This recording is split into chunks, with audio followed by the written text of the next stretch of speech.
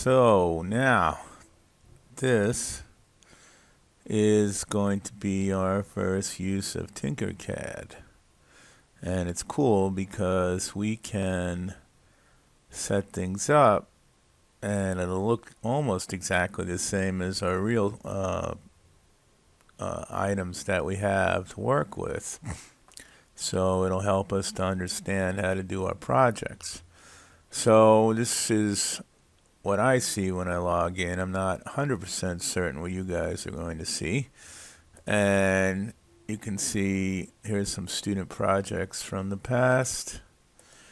And so now there is circuits.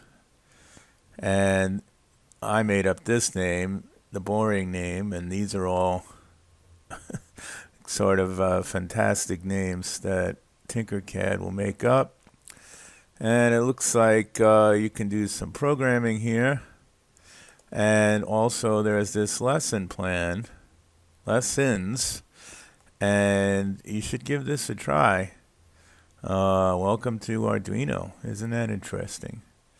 So there's all kinds of stuff here. And you should, in my other summer classes, I actually have the students create things. And then we 3D print them for them. Okay. So we're going to make something that looks like this one, but let's start out with a new one.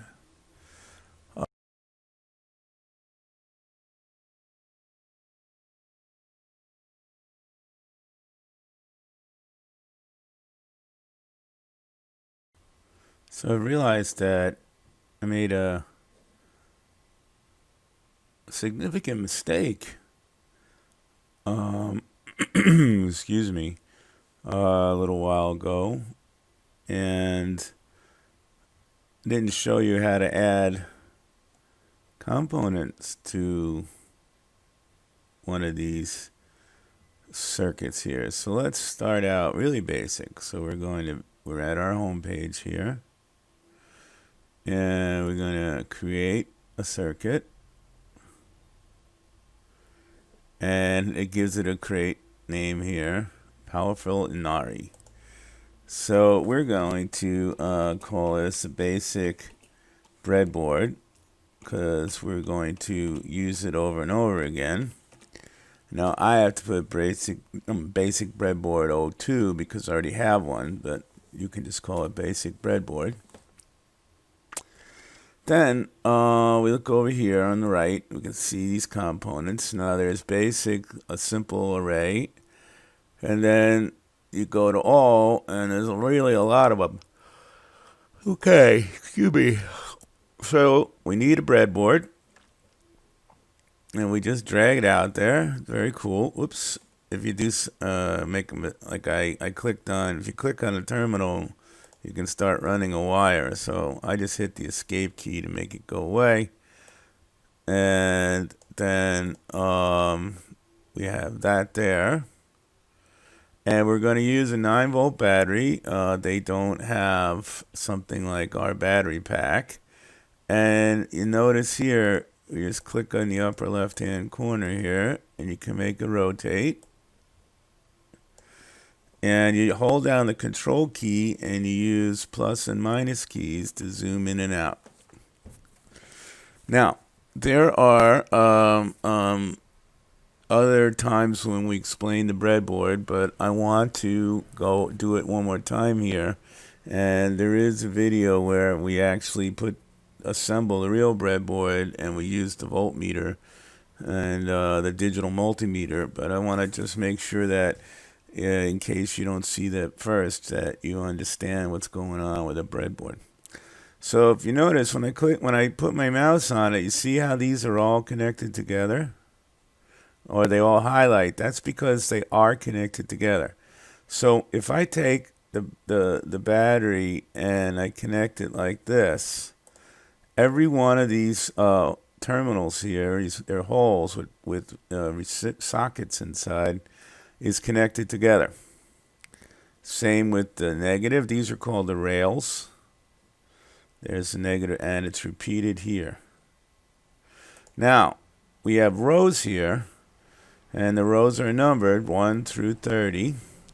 And then there's two groups of 5 in the row, A, B, C, D, E, and F, G, H, I, J. So we notice they're all connected together, but across this groove, there's a groove you'll see in the real one. I call it a trench. And there's no connection across the trench. And then when you click on a terminal, you start running a wire. Okay. Very good. So the video that you're watching for Ohm's law goes into setting up the breadboard. But the other thing I wanted to show you that is you just simply drag the components, and then you can see how you can either just sit it there, but if you bring it onto the breadboard, it sort of locks into the little holes. So we're going to be using 3 different resistors.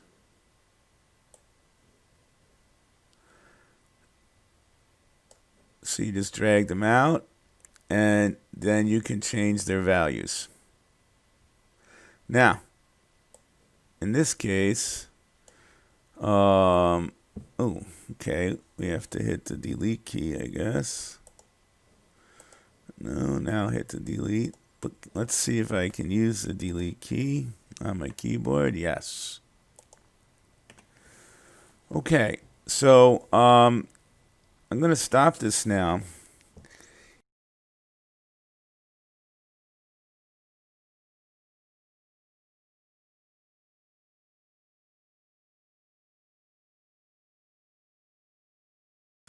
So I made it a little bigger. So again, let's set it up to be just very similar to the breadboard. There's a green wire there. Then we'll hop the trench. And then we just got to be careful. We want to go to negative. And then on this side, and we don't have that terminal now, but we'll skip a row and hop the trench. And now we have the jumpers just like we had in the our real breadboard. So I wonder if it has the terminals here. I don't know. We'll take a quick look. It would be kind of cool. And another thing, though, it does not have the ability to change a battery, so we can't make the battery match our battery, unfortunately. That's too bad. Now, I wonder... Oh, here it is. All right. So I'd hit this icon up here. And now I see I have the red, that's positive. And I have the black, which is negative. So I can right away connect there. Now I have the negative connected. And I need to do the positive. And there is the positive. So now I know that I have my positive voltage, my positive rail, negative voltage on the negative rail on both sides. So now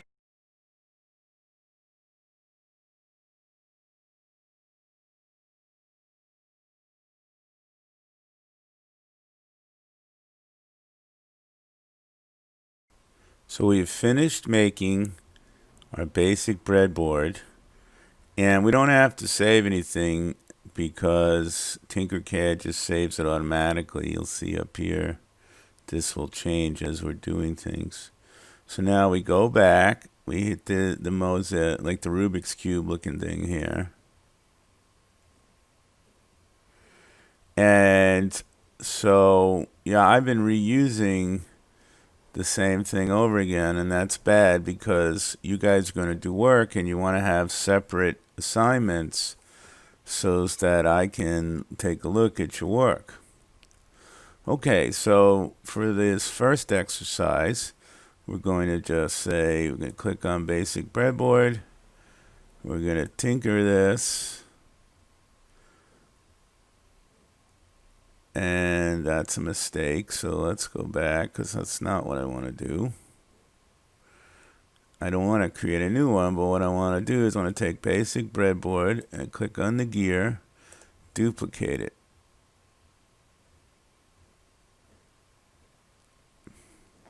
There it is. Now we're going to say basic circuit theory, Ohm's law. And I see that I misspelled circuit. Okay, hit enter. And then I'm going to pull out 3 resistors. And then we'll stop this video recording, and we'll cut back to the original one where we talk about changing the values. So, but just to reiterate now, when I go back to the dashboard, then I see my basic circuit theory Ohm's law. Very good.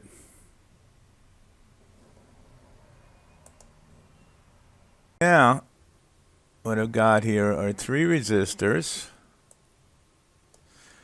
And let's see, I have 500, 100, and 1000. Okay. I think I'm going to change that to 250 ohms. Alright, so let's do them in order then. So here's 100, and there's 500, and then I have, what's that, 500, 250, 100. Now notice that if you change the values, the color codes change. So there's a little cheater. So you can at least, you can't change the colors, but you can change the values and look at the change in the colors. So the first thing we want to do is Ohm's law. And what we want to do with Ohm's law is that we have the 3 different resistances, and we need our DMM. Now, in the simulation, we can cheat a little bit, and we can put out 2 meters, even though we only own 1 meter. Here we go. There's 1. And we'll use that as our voltmeter. And then this is going to be our ammeter. And you see it's a little subtle. There's a V there and an A there. Okay, so what we want to do is 1 resistor at a time. So here's a suggestion. Well, let me think about this for a minute. Now we have this set up this way. Oh yeah, very nice. So there's our ammeter. So we have to get a little creative here because we only have 1 meter. So I see what we can do. We can hook up to from the positive rail, and then take it up to the ammeter, and then the negative rail, the negative side of the ammeter, we connect to the resistor. Remember that all these pins are hooked together. Nice, huh? So we can change the colors of the wires if we like. And so it's going to pass through the ammeter first. Oh, here we go. Then it changes to orange.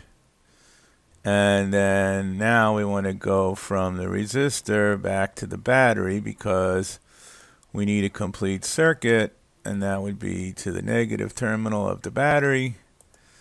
And we'll make that black for negative for the return. Sometimes engineers call it. So here we go. So nothing's happening, but we can start the simulation, and you can see that that's 88.7 milliamps. Now remember, that is, at the end of the day, 0.0887 amps. So you have to be a little careful about that. Okay, so I'm going to pause this for a minute. I'm going to get my tablet going on. Alright, so I'm back. So I want to just show you what I meant here. So 88.7 milliamps is 80. Okay. Well, alright,